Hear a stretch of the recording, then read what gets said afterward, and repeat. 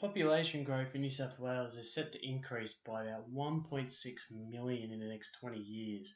So there is a constant battle between developing and making sure we have a healthy environment.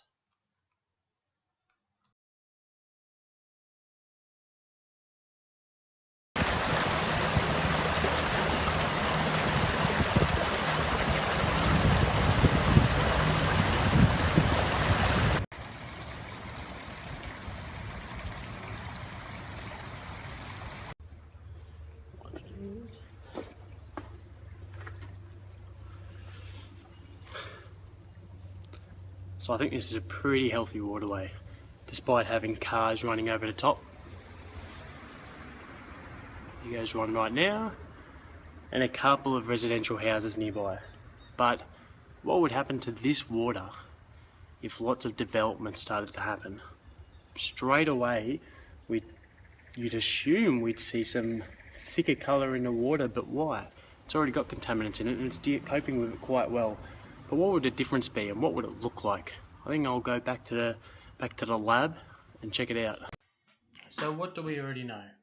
We know that on a lot of the roads that we have, a lot of oils and a lot of chemicals from vehicles are landing onto our roads and being carried into our stormwater. Now,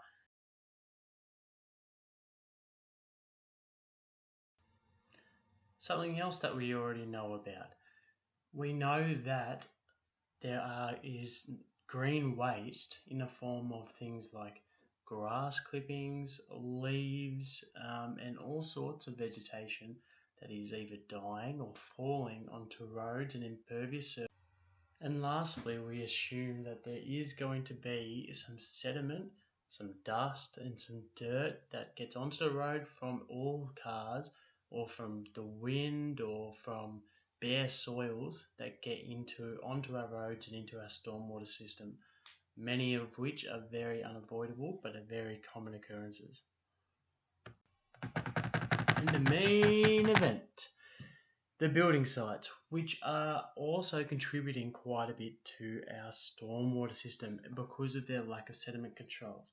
Now, sediment is being carried in and out by trucks and by dust and all sorts of avenues without proper sediment control.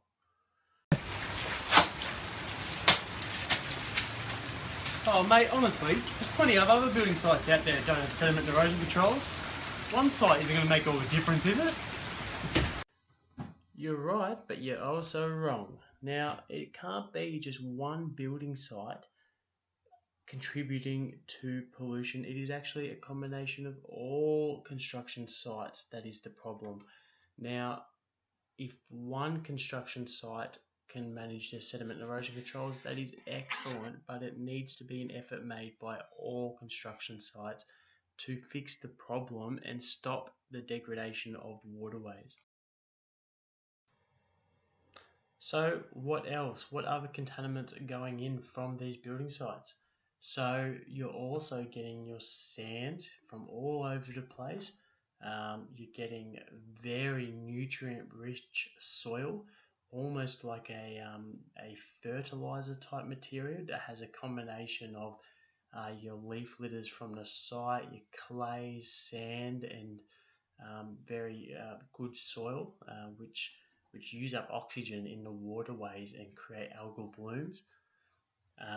You also have your concrete and pollutants that are man-made that can get into the waterways quite easily and carried as a dust. Now, if we have a look at this jar that are left inside, which contains the contaminants that we expect to normally go into the water, compared to the contaminants that have entered from the building sites, you can see a massive difference in the turbidity. Now, should all builders and construction workers receive adequate training to be able to install sufficiently sediment and erosion control devices, then highly turbid and nutrient waters will not enter our waterways as frequently, and we will be able to keep a healthy aquatic environment in the future.